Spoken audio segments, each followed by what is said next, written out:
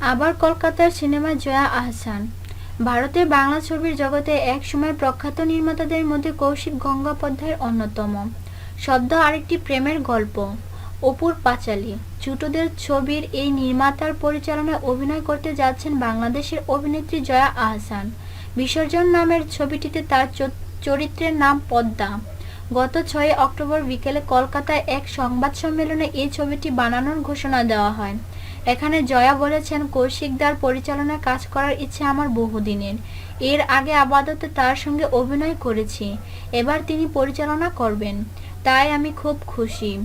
এই ছবির গল্প প্রেম নির্ভর হলেও প্রেক্ষাপট এক সময়ে পূর্ব পাকিস্তান, বর্তমানে বাংলাদেশ, তৎকালীন সীমান্তবর্তী এলাকা ও চেকপোস্টকে প্রাধান্য দেওয়া হবে। এতে ছবিটিতে জয়ার বিপরীতে অভিনয় করবেন আবির চট্টোপাধ্যায়।